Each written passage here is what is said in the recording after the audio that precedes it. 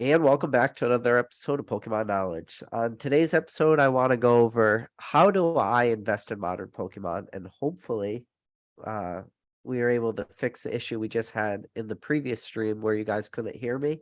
So let me know down in the chat if the volume's good or not, and if it's not, we'll figure it out. But yeah, son of a bitch. I don't think you guys can hear me again. Customize. Let's see. Good now. All right. So people say the audio is good. All right. So, anyways, earlier tonight, I spent some time. I tried to make a video talking about how I invest in modern, and just for whatever reason, just never was able to work out. I just wasn't able to get the words I wanted to with a pre recorded video. So I said, screw it. The only way I could do it is just to go live and tell you guys exactly what I'm thinking. The only reason I'm doing this video is because I had some people reach out to me because there's things I talk about when I comes up to modern Pokemon. I'm like, I like modern Pokemon for whatever reason. No matter how many videos I make, no matter how many times I talk about it, how many times I tell you guys I enjoy it, people out there will still tell you time after time after time, I do not like modern Pokemon, and that is not the case at all. When I look at modern Pokemon, all I'm looking at is just my price entry points. And what do I mean by that? Well, when you look at modern Pokemon, the only way you can really be successful with modern Pokemon is you have to live in the now. You have to live in the today. And what do I mean by that? The now today, you have to be relatively actively engaged in modern Pokemon. When you think about a set and when you think about good entry points, a good entry point personally for me is right at release. So right at release, you're going to see booster boxes probably floating between like 95 to 105 before the MSRP price increase. So, you know, that's not a bad price, right? So the problem is, you have people with agreements with distribution getting their booster boxes at like 86.50. The lower end people are getting them for like 82 and change, and then maybe potentially the really, really big guys, they could be getting them for even that much less. But for us, our good entry point is like that 95 to 105. And what I've seen lately happen in this hobby, which is like just this egregious thing, and I want to scream it from the mountaintops. I've heard so many people talk about Scarlet and Violet and how the MSRP prices increases up to 161. I'm just going to tell you now, and I'm going to be very clear. There is no such thing as MSRP for booster boxes, and I do not care what anyone else tells you. I don't care what you read on Pokemon Center. There's no such thing as MSRP prices for booster box, and I'll make that very clear. Anybody spending 144 at PokemonCenter.com on booster boxes is doing the wrong thing. There is way too many entry points right at release where you could get them much cheaper. Now, where you have to do a little bit of speculating, where you have to do a little bit of like decision on your own, is a set highly in demand? Is there a potential for a reprint? If there's a chance for a reprint of a set, you might have prices, go down even lower. We saw that recently happen with Battle Styles and Chill and Rain, that sub $80.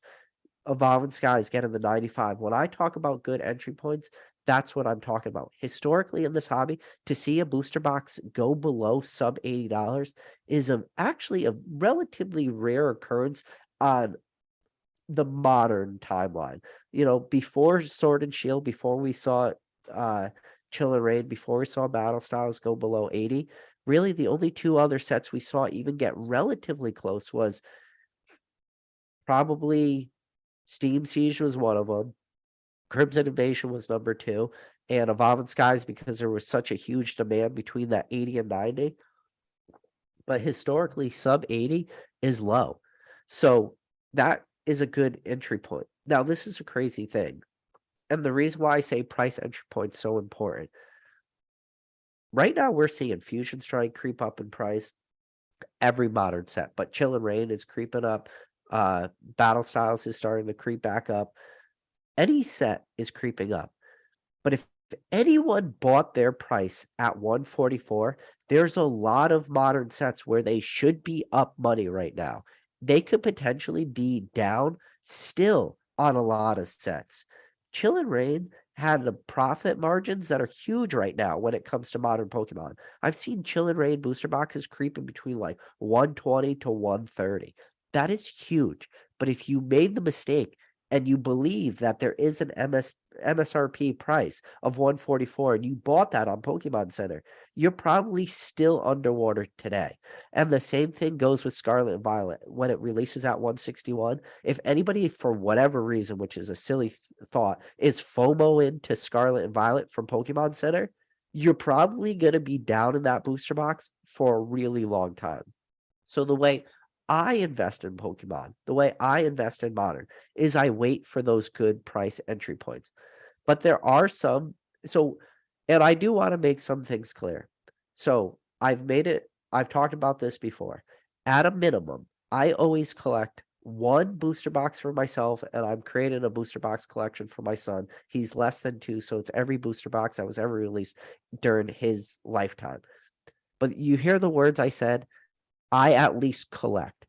The way I feel is if you're just picking up one booster box, you are not really an investor in modern Pokemon. You are more a collector. Now, that comes with a caveat because I've also talked about this on like the macro scale of Pokemon. Think of all the people that have been in this hobby for a long time, and a lot of these vintage sets which we've seen absolutely crazy price increases for some of this vintage stuff, and people that maybe only had one booster box of base set, Jungle or Fossil. Shout out, I see Basic Traders in the chat right now. Basic Trader's a perfect example of that. He was a collector through and through who had one booster box of base set and Jungle and Fossil. And by default, those people became investors. So while I say I don't really look at somebody only picking up one booster box as an investor, historically in this hobby, that gets changed by default. And I've talked about this. Vintage collectors become investors whether they want to or not. When these boxes that they pick 50, 100, 500, $1,000 start to be worth $10,000, $20,000 when you start to look at some of these sets, like, base sets floating right around 10, but some of these Neo sets are to the 20s and stuff. You become an investor by default. But when I look at modern Pokemon, if you're only sitting on one, I still think of you more as a collector. Now, what does it mean to be an investor in modern? To be an investor in modern is a super like subjective thing, and that's going to be on a personal basis of, person to person.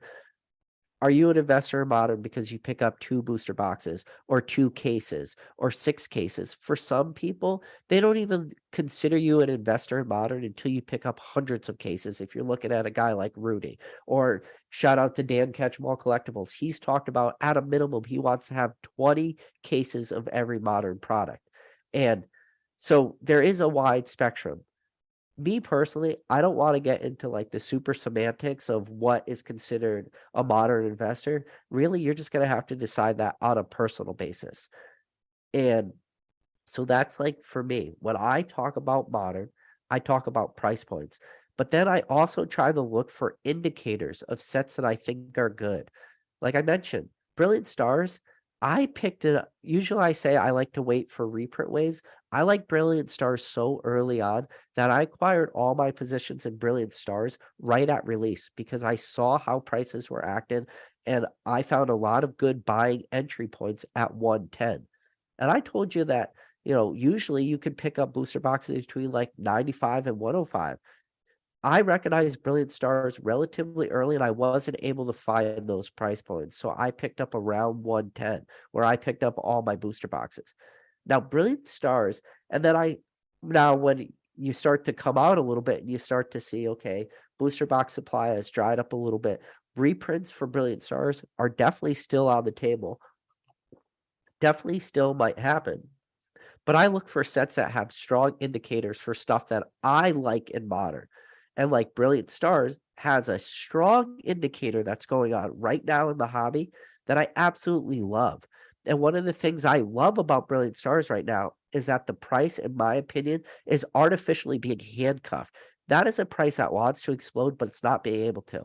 And the example being TCG Player right now listen, I don't understand the disconnect between TCG Player and PokemonCenter.com. People buying these booster boxes. I don't know why they wouldn't just go to where they're cheapest. First of all, you should already have had your positions in Brilliant Stars the way I purchase product. I don't like 144. By the time prices get to 144, I've already acquired positions in every set. But I'm looking at the price disparity between a TCG player and Pokemon Center. And because TCG player is already creeping up to 180, 190, while you could still go on Pokemon Center at the same time and buy that same booster box for like $40 to $50 less. For me, that is an indicator that that booster box is ready to run, but it's just not really being able to because of PokemonCenter.com. Now, I'm very excited to look at a booster box of like Brilliant Stars once the stock finally runs out on PokemonCenter.com. It seems like right now they have an unlimited supply, but unlimited, trust me, modern Pokemon is all about living in the today. And in the today, it might feel like an unlimited supply, but trust me, when that supply runs out and it goes to zero, that booster box might see some crazy price increases. Now, this is where you have to like, but now the title of this video is How I Invest in Modern Pokemon. But more importantly, when I talk about modern Pokemon, I like to talk about this as like also understanding all the risks. And that risk is that R word. That R word that nobody likes to hear when you're invested in modern Pokemon is reprints. While I think Brilliant Stars has the ability to run, it also has the ability to get, hit again with reprints. And now this is that weird thing. Like Brilliant Stars, while I just told you I think it could run, it also has like a pretty large downsize where if a reprint does happen of Brilliant Stars, you might have that reprint hit at the same time that you could still pick up booster boxes from Pokemon Center at 144. So nobody's gonna like, do that TCG somehow magical route 180, 190. More likely than not, with a reprint, you're gonna see those things sub 120 between that $100, 105, 110, because people will be trying to move these booster boxes. This is all stuff that I look at. And like that's why I titled this video How I Invest in Modern Pokemon, because this is the stuff I consider. Because when I think about modern Pokemon, I live very much in the today. And it goes the same thing with one of my favorite things. Now, this is where like that argument happens in modern investing. Are you considered a modern investor or a flipper if you're still invested in modern Pokemon, but more on a short term? For me, most, if not all, my booster box buys, between 95 to 110, those are long term plays for me personally, meaning they're usually not something I'm just flipping, trying to just make as much money as I can as fast as I can, because one, they're a little bit bulkier, they cost a little bit more to ship, like $10 to ship, and then because you're gonna have to, package them a little bit differently, and then in order to get the margins I want, I don't want to buy a booster box for 110 and then sell it for 130. Like that's not what I want to do. What I want to do is sit on that thing and let it marinate a little bit. But now but now how I invest in modern Pokemon too is that modern flip and play. And like I said, I don't know if people think the flip play is considered an investment or not, but I don't know. But just recently, in the very, very short term of this hobby, within the last year or two, there has been so many short-term flips when it comes to modern Pokemon that I don't know why more people are not taking advantage of it, but they're out there. And there's been a ton of plays to be made. You can go on right now and look at PSA 10 prices for like Scarlet and Violet, the 001 promo, Japanese promo. I talked about that card, on a live a long time ago. People were asking like any plays. I'm like, well, I picked up a lot of these. But the thing about like modern promos like that Scarlet and Violet, Japanese 001 promo, go on eBay right now. If you don't believe me, type in PSA 10 sales of that card, Japanese promo, super easy grade, and look at what the PSA 10 prices are selling at, keeping in mind the cost of that card plus cost of grading. That is a huge, huge price increase.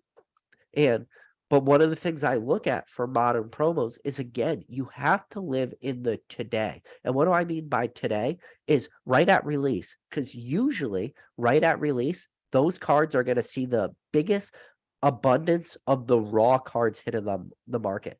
Like the Scarlet and Violet ones, we saw those prices drop pretty low. The Chinese Scarlet and Violet ones, same card, came with the English, like like that type of Pokemon, you know, like back to it, that type of Pokemon back to it, and opposed to like, the Japanese new back. So then, it was okay to make the Chinese play. Nobody was really sure how the Chinese play was going to run out. Those promos were selling for drastically less than the Japanese, but you could still send them for $15 or whatever.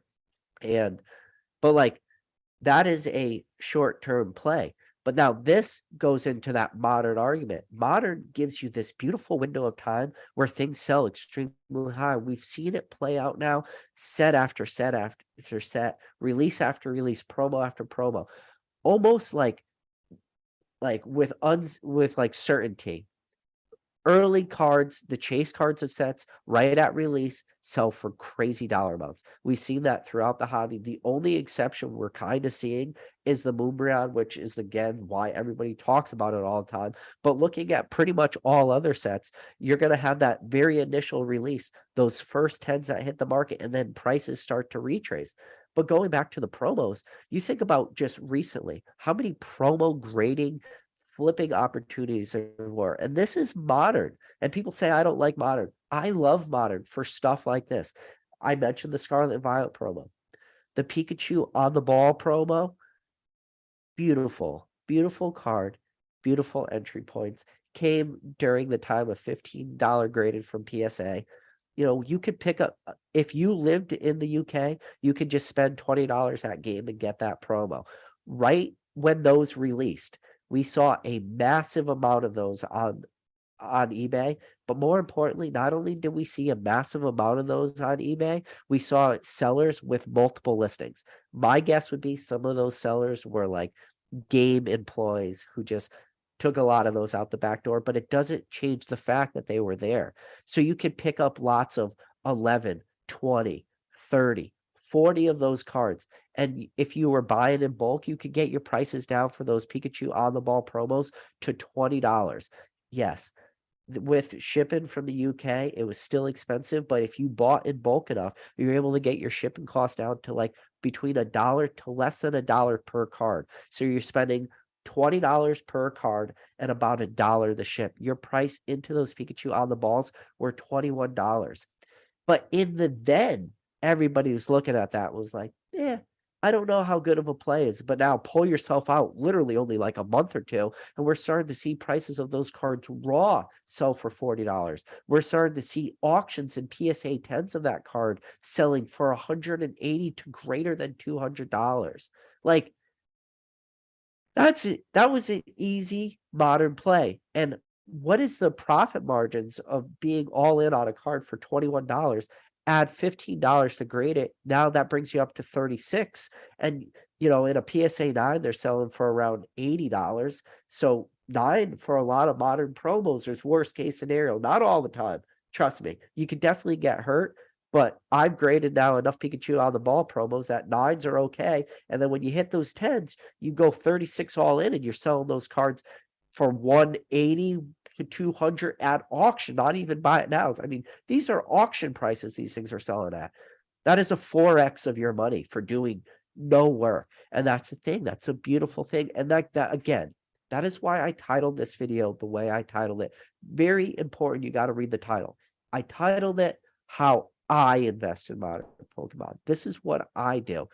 But these are like early on the market, being in the now, living in the today, being actively engaged in the Pokemon hobby today. And why I say today is because that promo, I knew that the prices of those promos, the way I felt I knew that they were going to be cheapest when they were first released and they were most abundant. Luckily, I was correct there. It was very similar to how I felt about the special delivery Charizard. Talked about the specially delivery Charizard on so many videos I almost became blue in the face. My eyes started to bleed. People's ears started to bleed. Listen to me talk about the special delivery Charizard. And the reason why was because I thought it was just a simple, easy play, modern play.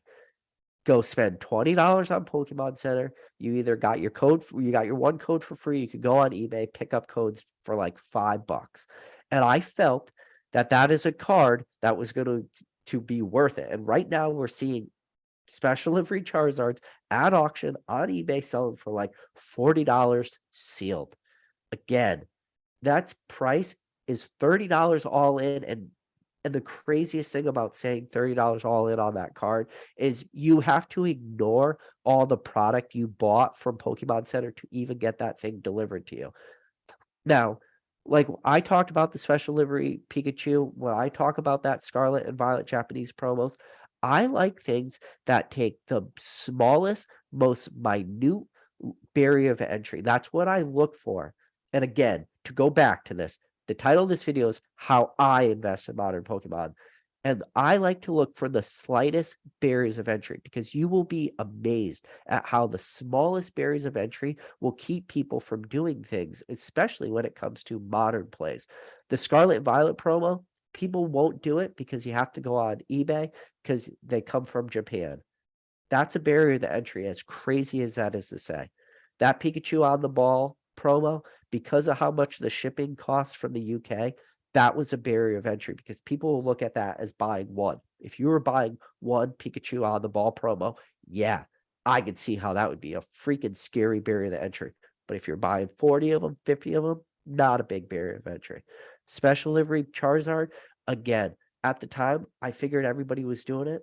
I didn't take into account probably a bigger barrier than entry than I thought, that most people were only doing their one every 8 days, using the same credit card, using the same email, using the same shipping address, using the same name, using the same everything. Yes, that is a barrier of entry. People don't want to like reach out to their siblings and their friends and their people that don't live in the same. I have special delivery Charizards currently right now that I own that aren't even in my state because I'm not going to receive those special delivery Charizards till the people that I mailed them to, I see them in like a couple months. That's how crazy I went with that.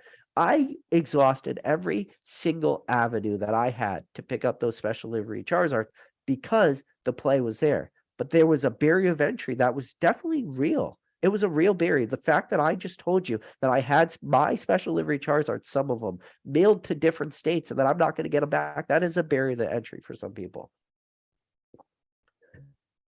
But, you know, and then there's just like a lot of just modern cards that, you know, my very first special delivery Charizard, I sold for $625 in a PSA 10. $625. Now, this is the thing too about modern cards. You have to recognize when prices are selling at levels that are unsustainable. That is a thing. And if you have ever taken one thing out of this channel, if I've ever said anything more times than not, it is you listening to this video. You should never, never, never, never be buying modern 10s. You should be selling modern 10s and grading them yourself. If you are buying modern 10s, investing in modern Pokemon might end up being really, really hard for you. Like I said, with that one exception of the Moonbreon, but all other cards is going to be hard. Now, this is the thing. I like modern promos and chase cards at a certain point. See, this is the thing. While I just told you that I think a lot of these cards, you know, so it's weird. This is that weird argument because one, right at release, when those cards are most available, you're going to see the largest supply of them on the market raw. But at the exact same time where you have your cheapest price for those cards raw, you are at the same time going to have the highest price of those cards graded. I know that sentence shouldn't make sense. When the largest abundance of those in a raw form, and you also have the highest PSA 10 prices, it's how it plays out. But now this is the thing too. When it comes to maybe your less promo type cards and your more chase cards, when prices start to get low enough and the market starts to really correct itself, because that's what it's doing. When you have extremely high prices at release to a card starting to retrace, give it enough time, because I do like modern Pokemon, because I do like to invest in modern Pokemon, and I do see entry opportunities. There are some cards that when the market starts to, you got to give the market time to realize what a true market value of a card is. There's some cards out there that I could think of off the top of my head that are getting relatively close to what I think is a good market value of that card. An example being like the Chunkachu from Vivid Voltage. It's not there yet. And one of the detriments that's going to happen is, like all modern cards, the more of that card that is open, the more that pop report continues to go up, the more the price is going to go down, down, down, down. This is the thing about Vivid Voltage. Vivid Voltage is still available in a lot of products. Vivid Voltage is still being open. Chunkachus are still being graded. But now it is definitely cooling off. And when you watch that card and you start to look at the sales and you start to see that price leveling out a little bit, that is a card that I want.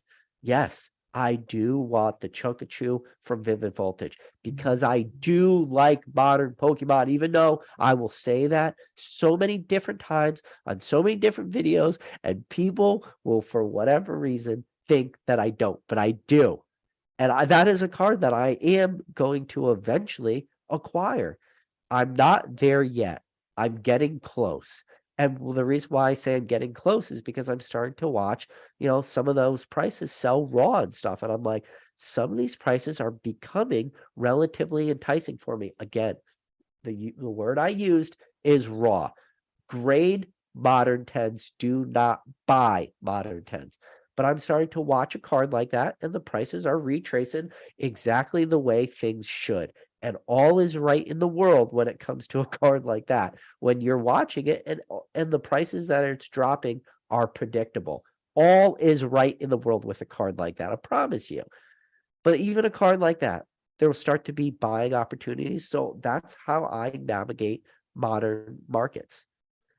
And another way I navigate modern markets is, looking at reprint windows. And I kind of mentioned that earlier today. But how I also like to go after modern is what I just mentioned, that reprint window is sure.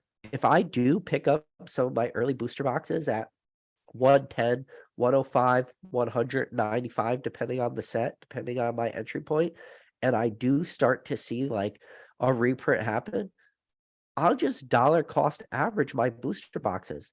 So yeah, maybe I'll never be able to have my entry points or my average price be at the or the most absolute all-time low, but at least I'll get relatively close.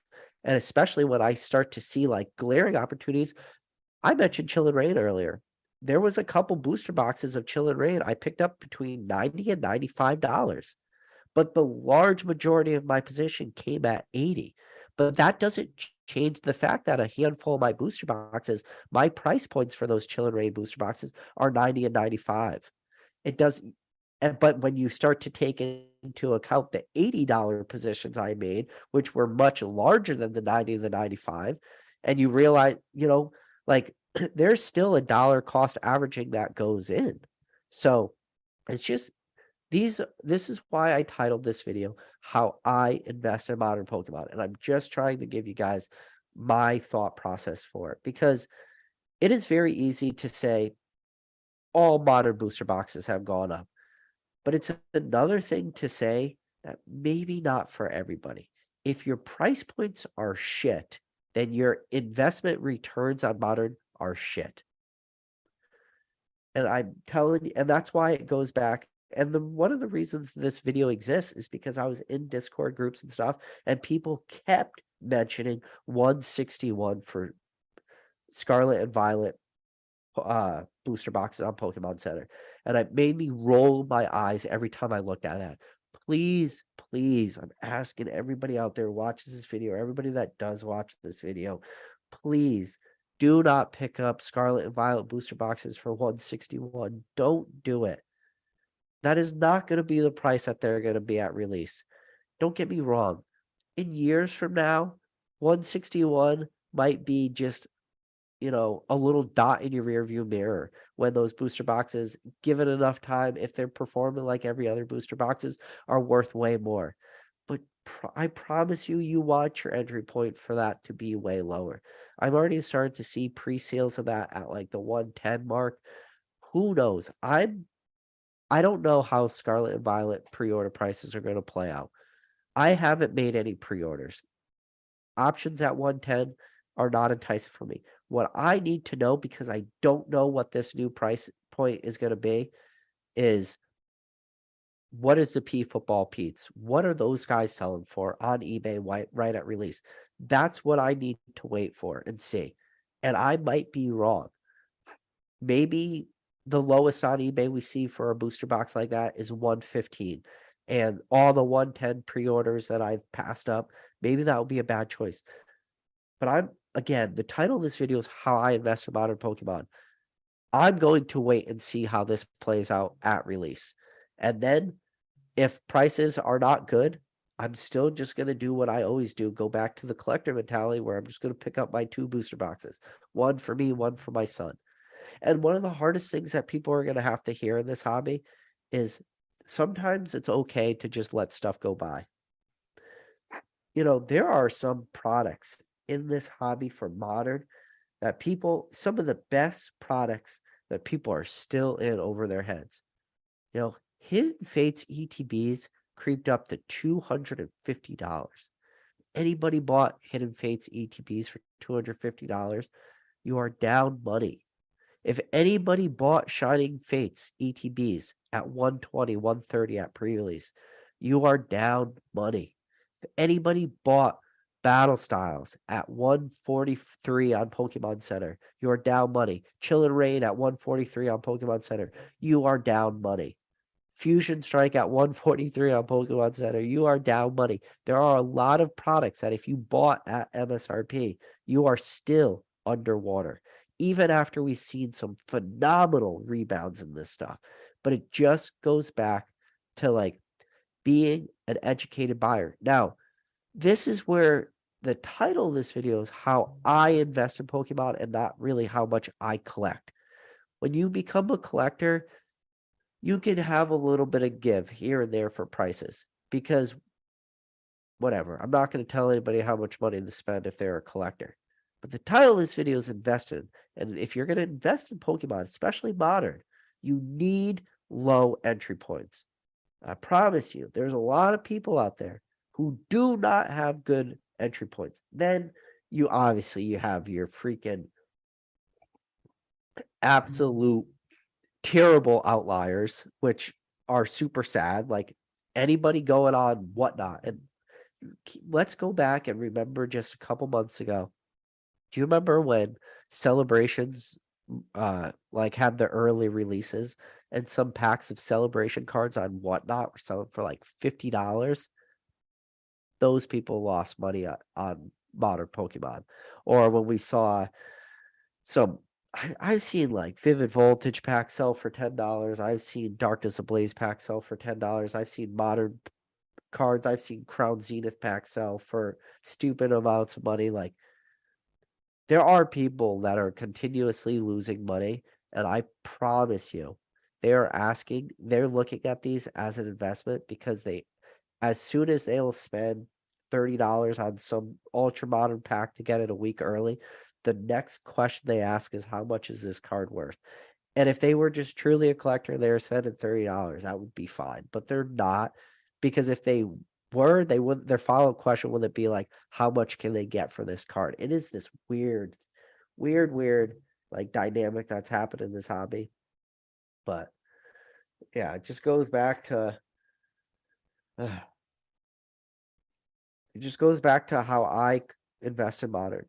And what I invest in modern too is the hardest part of modern too is just recognizing. And modern could, from the outside in, look like a very passive thing. But if you want to be really successful in modern, in my opinion, again, the title of this video is How I Invest in Modern. You have to be actively engaged in modern the same way you have to be actively engaged in vintage. There's a lot of vintage cards if you look at when you look at the bubbles of bubbles and the hypes of hypes, and you look at like what these prices for some of these cards were selling at, they were unsustainable. And you will hear, and it just like when you think about vintage cards, if you go and you talk to anybody, you talk to your Jakes, or you talk to your Catch 'em all collectibles, or you talk to any of these guys that were actively buying and selling during the heights of heights, they will all tell you the same thing. Everybody I know that was actively engaged, everybody stopped becoming a net buyer and started becoming a net seller. Because even when these cards and the booms of booms were selling for stupid amounts of money, people were net sellers. People I know were not buying these cards in high grades for high dollar amounts. They were the ones on the other end of that transaction. They were the ones selling those cards. And it's the same way for vintage as it is for modern. For modern, the same way as somebody should be selling their WotC hollows into the hype at these unrealistic dollar amounts. And that's why when you Google my channel and you Google so many videos on YouTube and you look at the channels, that's why you'll see one word during 2020, 2021 mentioned more than any other: bubble, bubble, bubble. They were very, very apparent. Like these sale prices were not sustainable. And so just like you would say, don't ever buy into the crazy hype of vintage. It goes in the same way in modern. Don't buy before like sets are released, before the lows hit. All booster boxes have lows. And the hardest thing people will come to find out is timing those lows. Sometimes those lows are way more apparent than other times.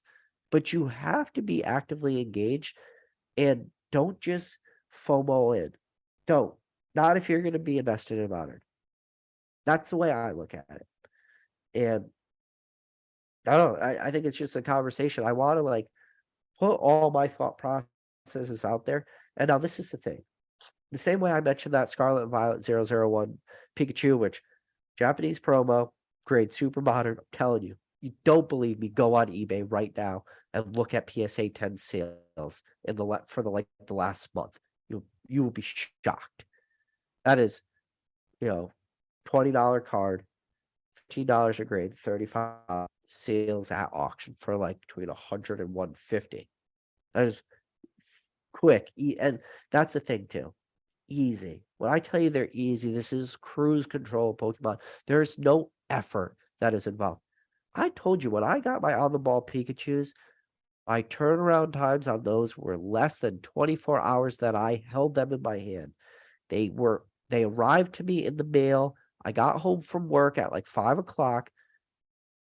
By that night, around 9 p.m., 10 p.m., I didn't make a video that night. I put them into PSA. It was the easiest submission ever because it was just one line item and you just change the quantity to however many I sent. And then you just send them away. 8 a.m. the next morning when the post office opened, they were in a flat rate box, small flat rate box, nicely packaged, on their way to PSA. That was how much work that took. And the only hard part that was involved in there was being actively engaged and knowing what happened with that promo, knowing that game was going to get it, and then going on eBay and just filtering till I found a buyer who was selling a lot.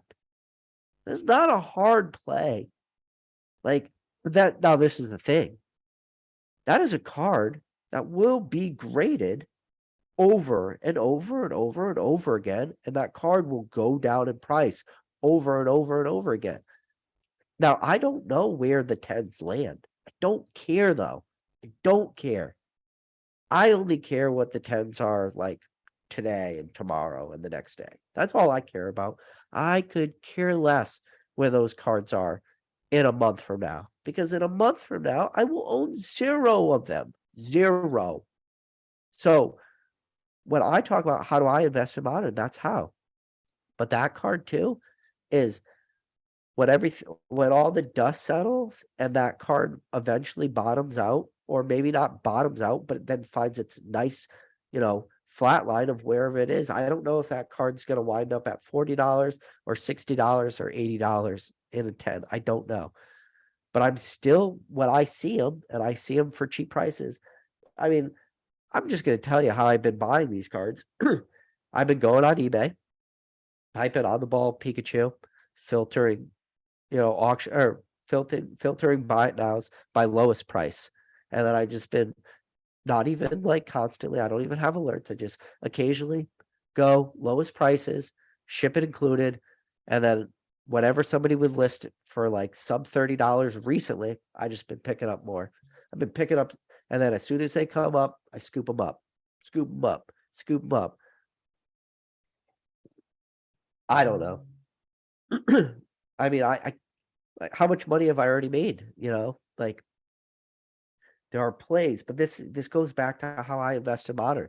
There will come a time that I will own that card in a 10. Like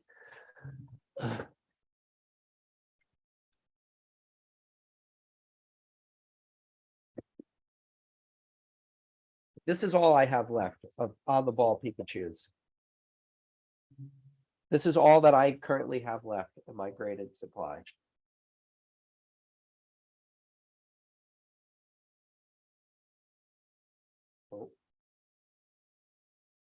So, like, they're there. I got some 9s, I got some 10s. They're there. It's easy, How many is this? 1, 4, 5, 6, 7, 8, 9. I have 9 left. That's it. That's all I have left right now that are currently graded. 9. That's all I have left in my inventory. 9. How much work did a card like that take? That card took no work at all. That's how I invest in modern. Just super simple, easy plays. I don't know. And then there's even like some more modern promos like Gold Star Greninjas. Pick up those. I have, you can't see it over here, but I have a drawer over there full of just dollar Greninjas that weren't 10 worthy. Just weren't. Just a whole, like, there's just a pile of them. They weren't 10s because they graded very poorly. But the ones that were 10s, easy, no brainer. Just send them. That is a super modern promo. Dollar. You pick up 100 of them at $1 or $2. You only need like 3 of them to hit a 10, selling for $100 a piece. You spend $100. You out of 100 of them, you 93, 97 of them maybe aren't 10s, but the 3 of them that are, you keep them, you sell them for $300, and now I'm sitting on piles of those. That's modern. Those are all fucking modern plays. I'm sorry. Like, I don't mean to swear. I don't want to swear in this video, but like this is how I make modern plays. I don't know. I don't know anymore. Yeah. Yeah, so but yeah, there's so many cards out there like that. And but this is the thing, you've just got to identify what's out there.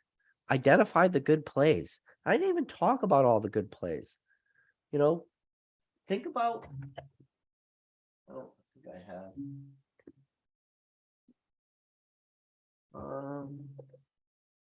Here's a play.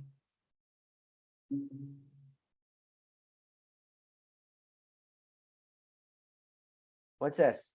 What's that play? How easy is that play? I mean, this play got beat to death. Old maid cards. Have you seen eBay sales of old maid cards? I was picking up my decks for $16 a piece. There's 2 of every card in there, except for the Gengar. You only get 1. Get your 2 Mews, you get your 2 Pikachus, you get your 2 Squirtles and Charmanders and Bulbasaurs, and there's the Pidgey and there's the Ditto, and how many of those cards? Their gem mint 10 rate of like 100%. 100%. That is a modern play. It just happens to be that they're late because it took a while for PSA to actually grade them.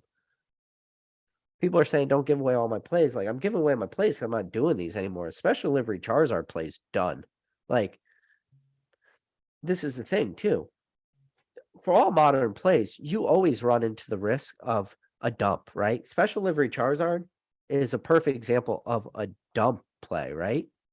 A dump play for special livery Charizard is if a box of 10,000 O's makes it out the back of the Pokemon Center warehouse, which is, you can't rule that out. I mean, we've seen enough stolen product, enough leaks and all this stuff that you can't rule out like 3,000 special livery Charizards going in the back of some workers' little Hyundai Civic or whatever they're driving and just floating it out, and then they make their way to wherever they make their way out to, and then you have a massive supply of these and the prices crash. Like, there is still danger in those.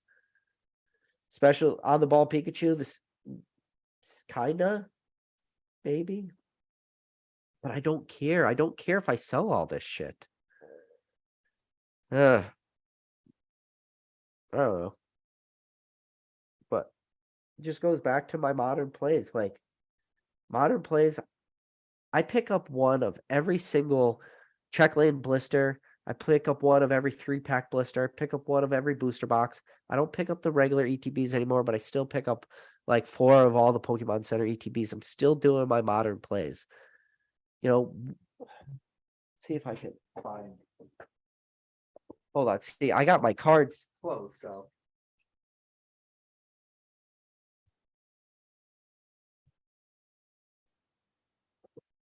Here's an example. Here's an example of a super modern play that was played out by everybody. Here's an example for you. Do you know what these are? This was a modern play that got destroyed.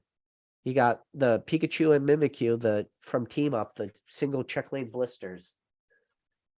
These cards today, you could probably go pick them up from PSA 10s for very cheap. You go back just like a year ago and you look at what those same 10 PSA 10 seals were selling for, people cleaned up. I bought so many of these things, as many as I could get. And the best part is now I got a pile of team up cards, or not team up cards. I have a pile of team up packs, and we've seen what team up booster boxes are selling for. And if you have just 30, even if you have 36 loose team up packs, you're still killing it. And I was able to kill it just by grading promos and not opening the packs. Because those cards, I mean, but this is a play that's dead now, right? Like, one, supply has destroyed that market. And number two, I don't even know what a team up check lane blister is selling for right now. It's not selling for $5 anymore.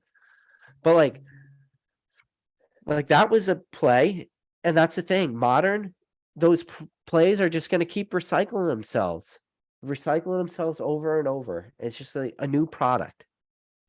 It's like rinse and repeat on this shit. And like, rewind to 2 years ago. 2 years ago is not a long time in this hobby. 2 years ago is not a long time just in life in general or anything. Most people in this chat right now probably were here 2 years ago. The large part of the people who just got back into Pokemon got in 2000. These were readily available. But yet the PSA 10s for these were selling for stupid premiums. Not that card. This card in particular. Like, but this goes to what I talk about, is just constantly adapting. Eventually that market dies. And there was a group of people, congrats to everybody out there, that killed this card because it was a mass-produced promo. But it was out there, and then it's just, that was one play 2 years ago. And then once it dries up, you just move on to the next one. So back to how I invest in modern Pokemon, this is how I invest in it. And then eventually, when I feel things start to get undervalued, and when I feel that the market is so absolutely oversaturated, then I change up my plays again. And it's the same way how I feel about the Charizard UPC right now.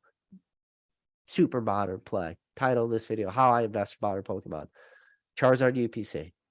Cannibalize every single Charizard UPC that I could get my hands on, that I could financially afford to break down. Great play. Get your packs. Get your cards, grade them. They were grade plays. They were graded plays. They were never anything else. Charizard UPC was not a sealed product play at release. The writing was on the wall instantly. There will come a time for the Charizard UPC, and I promise you, Charizard UPCs will be a sealed product play, and probably it's getting pretty damn close to Charizard UPCs being a sealed product play. And I would not feel like I'm going out on too far of a limb to say that in 3 years from now, Charizard UPCs are all doing pretty damn good. But that's it. Like, but today, people look because Charizard UPCs don't stonk. They'll look at them $100, look at it as a bad buy. We'll see what happens in 3 years. Evolving Skies booster box, $300. 3 Charizard UPCs, same price, $300. What's going to do better? Evolving Skies booster box, currently at 300. What's going to be in 3 years from now versus 3 Charizard UPCs? Maybe the Evolving Skies booster box beats it out. But you don't want to know what? And you want to know what the whole purpose of this video is in 3 years from now, I don't care either way because I own both of them. I own my Evolving Skies booster boxes and I'll own my Charizard UPCs. And whatever one does better, doesn't matter what I think, because at the end, in 3 years, I still own them both. That should be like the takeaway from this video. That it does not matter as long as you're spreading yourself out, like picking up a little bit. But this is the thing too, like don't buy the absolute stinker products. If you are buying what is it called? Like the Electrode V boxes, if that's where you're parking your money, probably not going to do as good. If you're parking your money in a bunch of these random tins that have different codes on the bottom, and the people buying them are going to have no way to really understand what packs are in it, and then those tins are going to have to really be broken down and be cannibalized in order to get like some of the older ones out. I'll give you an example. There's Flareon GX tins, Flareon, Jolteon, Vaporeon tins. Some of them had team-up packs in it.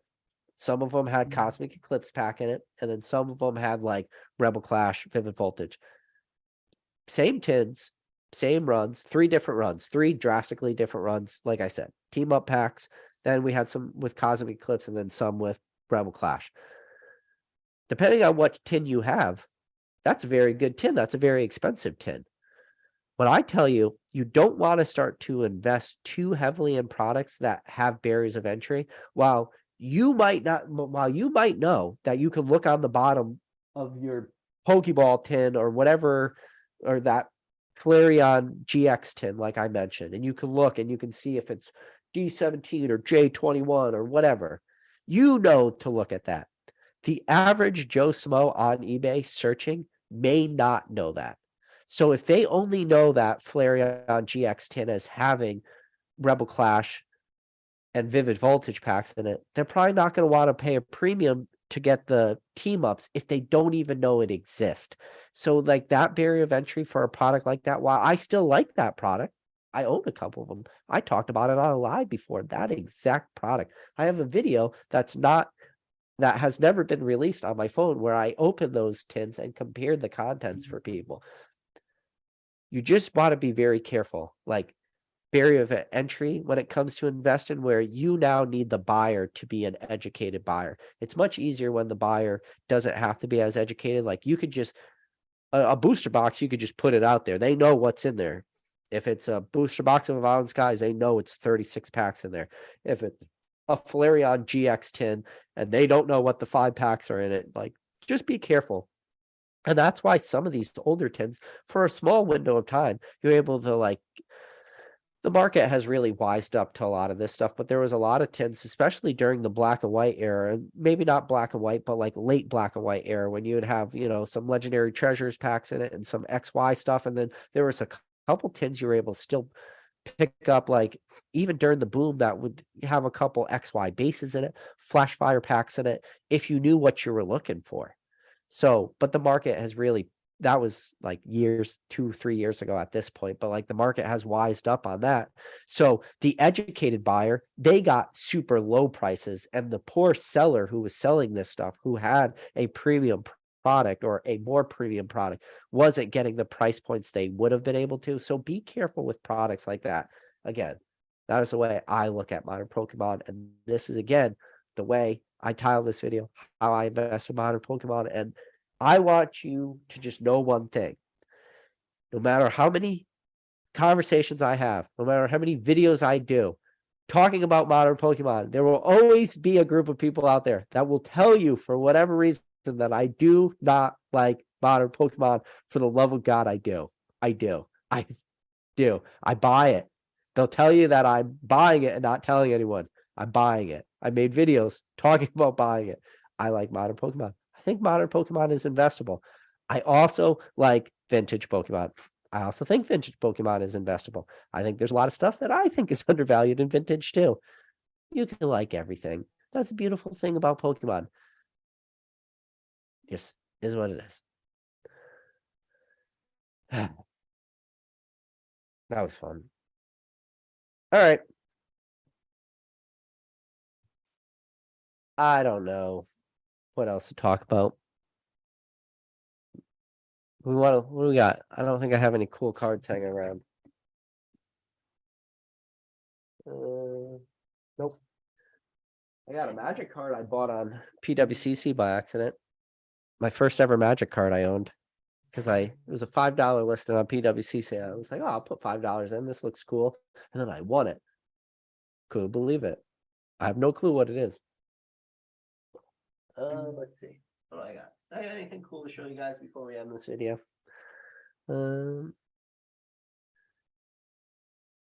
We got Poliwhirl Expedition Reverse. There you go. You got a Radiant Alakazam. What else we got?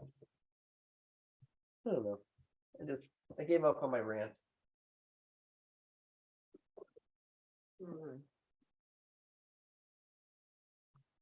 Got Pikachu from Sandstorm. Fire Red, Leaf Green. Look at that. Modern Pokemon. Got the Gyarados from Ancient Origins. Ampharos. I just recently cracked that. That's Tornadus from Emergent Powers. I just recently cracked these. Do I get that? First place, second place, third place for 2011. Here we go. I bought these while I was down in Denver Collecticon. Some snap cards for you. Or sorry, I said snap cards. Some Rumble cards for you. There you go, the Gyarados. And then, if you guys remember, I talked about getting a base set 2 theme deck from it's like a Goodwill, but called Savers.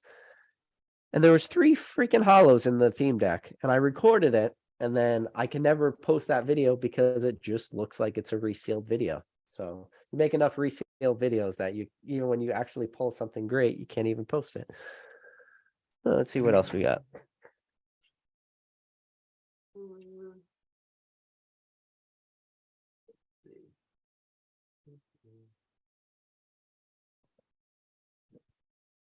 There you go. There's a dented card. Noble Victories, Vittini. What else we got? Yeah, that's about it. That's all I got really in my. We can look at some graded cards.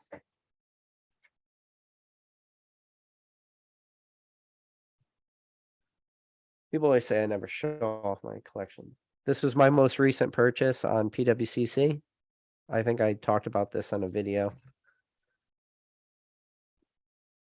We got some Skyridge Crobat. Shout out to my boy Articuno. Hollow. Where's Gem Mint Pokemon when you need it? You got a Mew. How about Aquapolis? Hypno. You got the Fortress Hollow from Skyridge. We got a Kabutops Hollow from Skyridge. Magneton. How about the Nidoqueen Hollow from Skyridge? How about a Pillow-Swine? How about a super low Politoed and a nice PSA 5? Oh, shout out to my boy Raichu. Hollow Skyridge in a 9. Shout out to Steelix. We gotta just show the crystals like this. Got a couple crystals. So 3 reverses. This is a nice one though. Kabutops in a 9. Some old ones. I had a.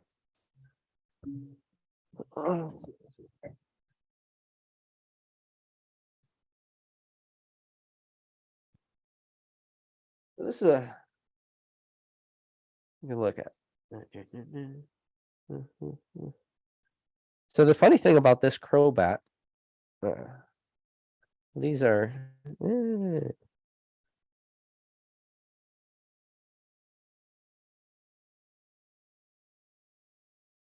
I don't know. Hard time. More Raichus. Gotta love the Raichu. I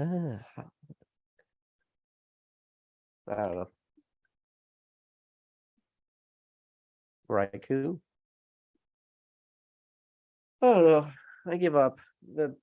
I got beat up. That modern Pokemon rant really beat me up. But we could pull out some modern pens.